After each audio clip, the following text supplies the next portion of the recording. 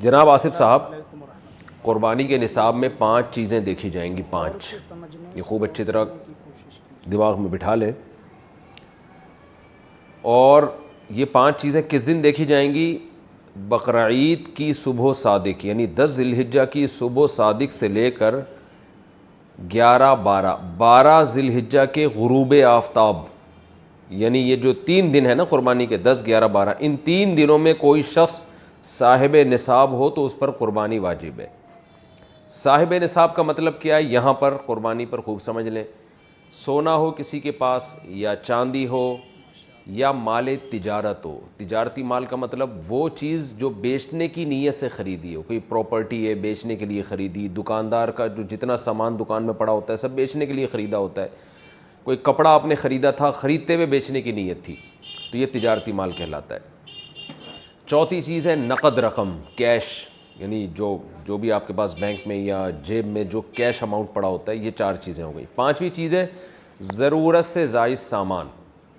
ضرورت سے زائد سامان میں بہت تفصیل ہے، آسان اس کی ایک جو ہم اگر ضبط کر سکتے ہیں تو وہ چیز جو پورے سال بھی استعمال نہ ہوتی ہو. گھریلو چیزوں میں وہ چیزیں جو پورے سال بھی استعمال نہ ہوتی ہوں، جیسے کپڑے، کوئی یا برتن ہے، ڈنر سیٹ ہے، پورے سال استعمال نہیں آتا.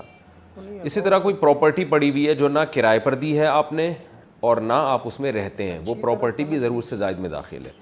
تو یہ جو 5 چیزیں ہیں، کسی کے پاس یہ 5 چیزیں، ان کی جو ویلیو لگائی جائے گی تو ان 5 چیزوں کا مجموعہ اگر 52.5 تولہ چاندی کے برابر ہے. 52.5 تولہ چاندی آج کل 65-70 ہزار کے لگ بھگ ہے، نیٹ پہ سرچ کر لیے گا.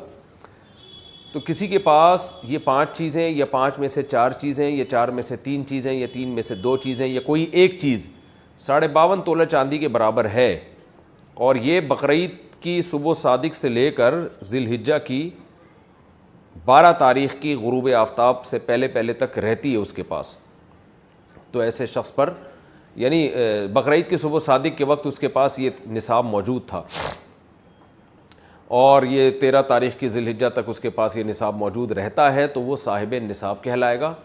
13 تاریخ نہیں، 12 تاریخ، 10، 11، 12، 3 دن، تو وہ صاحب نصاب کہلائے گا اور اس پر قربانی واجب ہے. بشرطے کہ یہ جو 5 چیزیں یا 4 یا 3 یا 2 چیزیں میں نے بتائی ہیں، ان میں سے سب سے پہلے قرضہ مائنس کیا جائے گا، یعنی قرضہ مائنس کر کے 52.5 تولہ چاندی کے برابر بن رہا ہو. اسی طرح گیس بجلی کا بل جو ان کے اوپر لازم ہے وہ بھی اس میں سے، یا جو مہینے کا راشن آئے گا وہ بھی مائنس کیا جائے گا. جو گھر کا ضروری راشن ہوتا ہے نا وہ بھی مائنس کیا جائے گا. مائنس کرنے کے بعد اگر 52.5 تولہ چاندی کے برابر رقم بچ رہی ہے تو ایسے شخص پر قربانی واجب ہے، چاہے مرد ہو چاہے عورت ہو. تو عورت کیسے قربانی کرے گی؟ سونا خواتین کے پاس بہت ہوتا ہے، چاندی ہوتی ہے، چاندی نہیں بھی ہو تو سونے کے نصاب جو ہے اس کے ساتھ اگر 1 روپیہ بھی ہے تو وہ بھی 52.5 تولہ چاندی کی قیمت دیکھی جائے گی اس میں بھی. تو عورت کیسے قربانی کرے گی؟ اس کے پاس تو کیش نہیں ہوتے عام طور پہ، تو پورے سال جمع کرے، تھوڑے تھوڑے اپنی جیب خرچی سے بچایا کرے، یا سونا کو بیچ کر کرے. البتہ کسی کے پاس صرف سونا ہی ہے اور یعنی باقی 4 چیزوں میں سے کچھ بھی نہیں، 1 روپیہ بھی نہیں ہے، تو پھر 7.5 تولہ سونا جب تک نہیں ہوگا قربانی واجب نہیں ہوگی. یعنی سونے کے ساتھ اگر چاندی ہے یا پیسے ہیں یا تجارتی مال یا ضرورت سے زائد سامان ہے، پھر سونے کی ویلیو دیکھی جائے گی، سونے کو نہیں دیکھا جائے گا. لیکن اگر صرف سونا ہی ہے تو پھر 7.5 تولے سونے سے کم پہ نہ زکوٰۃ ہوتی ہے نہ قربانی ہوتی ہے.